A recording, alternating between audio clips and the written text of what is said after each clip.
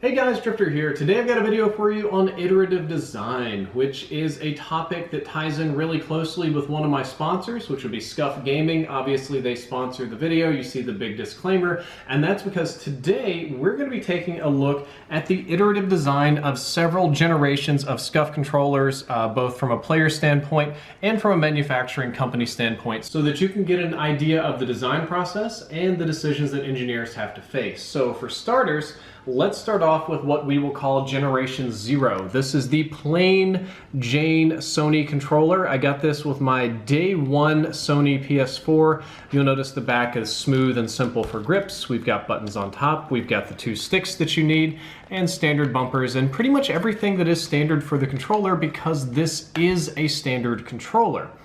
Now, there are some gamers that aren't satisfied with this and they don't like taking their hand off the aiming stick to hit the buttons and doing other things, or they don't like the way the triggers press, and there's a lot of just little features that they had gripes about. So enter Scuff Gaming. As a business, they can provide a product, a more premium product to the base version that some customers want and are willing to pay a premium for. This is my very first Scuff 4PS controller. This one's like 4 years old now, maybe even older. As you can see, I've clearly worn it in on the side, but you'll notice immediately there's some changes on the front other than just the cosmetics.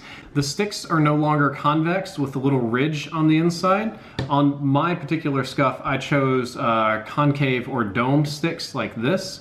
And if you notice, if you look closely, if I hold them up side by side, it might be a difficult comparison, but the stick length is longer as well. That was an option that I could choose on my Generation 1 Scuff 4PS.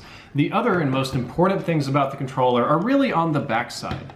Now, they added two paddles on the back for jump and duck respectively. They're tied in, you can't really remap them on this one, and you have some better grips compared to the plasticky ones that your hands get all greasy and slide from. So that's a nice change, but this design here still had some flaws.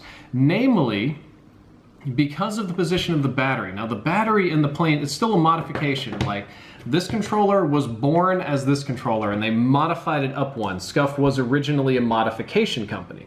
And because they were modifying PlayStation controllers, they had to design around this controller and how it was built. And this controller, which you don't see, has a huge battery pack right here that takes up most of the internals of the controller. So when it came time to put paddles on there, we were limited to two paddles and how we could mount them. You couldn't really do a whole lot without screwing with the battery. So the paddles are screwed in place, you can't change them at all, and the sticks are also locked in place. Now, this controller's lasted me for 4 years, but I'm gentle on them. Some gamers just take these sticks and go pow, pow, pow, pow, pow, pow, pow, and they hit these paddles not the way they're intended, but they twist them sideways and they do eventually break and snap. So people were getting pissed off about that. Enter generation number 2. This is the Scuff Impact controller. There was a generation I skipped, the Infinity, but the changes on that one were more minimal and very present here. On this controller, you'll notice something immediately is that it has a different form factor compared to the generation before it. It looks different because it has a different shell. We still have the same internals. This controller still started out life as one of these guys, but it no longer uses the same base shell. It has the same internal components, but they decided to upgrade the shell to allow for different spacing for the paddles, which we'll get to in a minute. But to alleviate the stress of people breaking sticks, there were changes in the sticks themselves. And if you can see this little ring right here, there's a tool that comes with the controller. You can unscrew that, pop the sticks out, and change them yourself. So if you're one of those gamers and you break a stick, because you're aggressive or just you put like 8 billion hours in your controllers, instead of a controller like this that you have to send back in for repair, you can fix it yourself. So the sticks are interchangeable, and I think one of the biggest reasons that they changed the form factor on this controller was to allow for a different placement of the battery and the paddles. You'll see that this one now has 4 paddles, and they're experimenting with different shapes to make them easier to push so that it's much more difficult to twist them to the side and do anything bad with them and break them. But more noticeably, the paddles also, if I get a good grip here, just come on now, you're gonna cooperate with me today? They just come right out. So some people aren't comfortable with 4 paddles, well, no more. Or they don't want any paddles, you can take them all out. And perhaps most importantly, if you snap one, you can just order a paddle pack for a few dollars and fix it yourself at home instead of mailing this in to get taken apart and put back together again. So the reason for this is more of a business reason. I'm getting into Scuff's business right now. Let's say these two controllers cost the same. But this controller will eventually break. I mean, I've worn it down, I've screwed some things up on it over the last 4 years. It will wear down. When this breaks, do I send it into Scuff and wait however long for them to repair it under warranty or whatever? And that can be really brief or a long time if they're under super heavy load. Or, from a business standpoint, you can offer a controller with interchangeable parts that reduces the frequency of repairs, which are expensive, while at the same time increasing the value of the customer because their downtime is minimal changing parts, and generate a little bit of extra revenue selling paddles and sticks and buttons and things that they can change out inexpensively on their own. The decision is clear. Something that you can fix yourself almost instantly at minimal cost makes Scuff more money and makes customers more happy than having to send something in for repair. But that's not all that we're doing here today. I haven't even talked about the little trigger stops on the back. All of them have had trigger stops, but that's not the more interesting part of the design. You do see an upgrade in the grip as well. The old one just had this sort of gooey grip. Now the next one has a military style spray grip, more like rhino lining or like that tough material, and it's on pretty much the whole bottom side of the controller because as you can see this one's starting to warp and peel a little bit. This one's permanent. You could probably set this on fire and that part would still remain. You can't really change that. So I'm going to put the paddles back in and we're going to move on to Generation 3. All right, that was a lot of talk about small changes, but we are moving on to the big jump because Scuff as a business decided that the profit margins on buying one of these controllers and super heavily up modifying them into one of these controllers were not what they should be, and they were still, even after all the work they do, stuck and limited by the form factor and the internals of the original device, which as an engineer is very frustrating. It constrains your work quite a lot. So they found a solution that will both increase profits and allow for greater creativity from the engineers, which should thus increase product quality, because that's how our capitalist system works. If they were still selling this right here, somebody would have knocked it off and improved on it, but they have to update. They have to make something better every single year. Enter generation number 3. Might I say the most handsomely designed controller that we're looking at today? This is Scuff's first full manufacture. So even though this looks different than the base PlayStation controller, one was still born from the other. This one is a completely unique and new manufacture that has no base components and nothing from the original controller. And they also decided, from a business standpoint, instead of manufacturing a unique hard shell that can't really be changed, that they will instead make interchangeable faceplates. This is both a cost-saving measure and a quality of life measure for people that own the controller that get sick of one faceplate. They can change the design relatively inexpensively. I don't think it costs very much money at all, compared to having to get like a brand new controller here or a brand new controller over here on the left.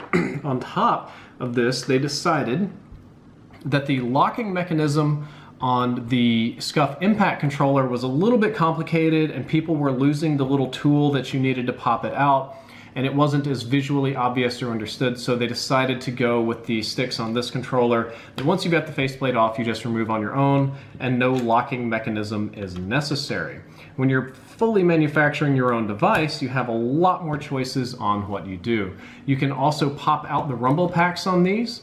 So on all of the previous controllers, you would pay money to leave the rumbles in or out, and they would just come manufactured that way, because it would start with this and they would just decide to include them or not. Well, now you as a gamer get full choice and you can include that as well at no extra cost, which again gives you choice and saves Scuff money. You have a similar design on the back, but you'll notice the form factor of the paddles has changed just a little bit.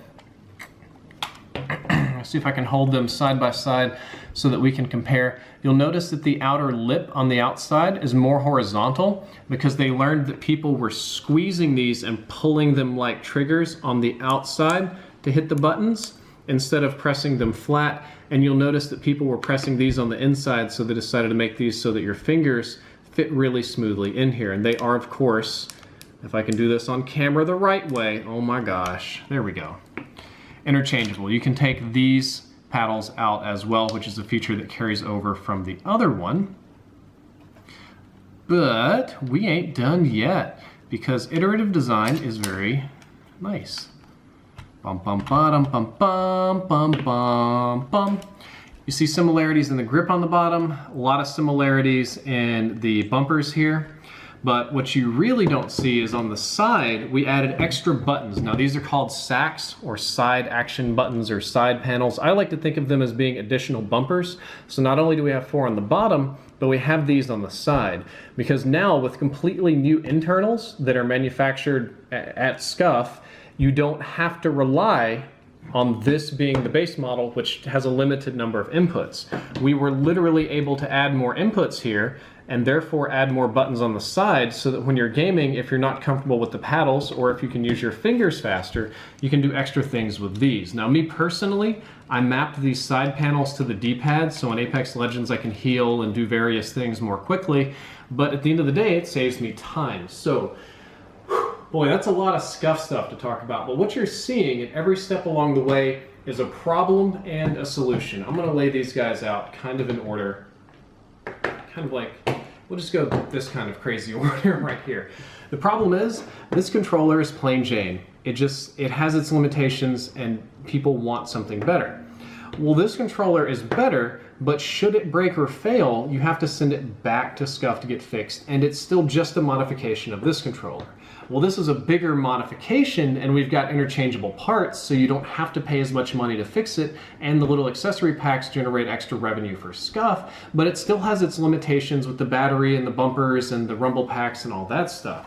But then a fully manufactured controller that you build from the ground up is something that you can design to meet your specifications. So you don't have to worry about the battery, you can add extra buttons on the side, you can put the bumpers where you want, you can do neat things with the outside design such as the removable faceplate, and you can keep your changeable sticks and everything that you want. So at every step of the way, Scuff as a business had a problem, and they needed to find a solution to that problem that not only generated profit for them, but also made customers happy. And that is how design works in the real world. A lot of movies, you sit there with Tony Stark with your big board of ideas and you put something amazing together, but in reality, you'll make one thing and some people will like it and other people will hate it and there'll be problems with it, and then your boss will ask you to make a new thing and make this thing better for all parties. And it's not going to be a massive jump. We couldn't, if we wanted to, jump from one design to the other, but we have a series of small steps along the way. And at each step, we get some things right, we get some things wrong, and we learn and the products improve, and this is true in everyday life.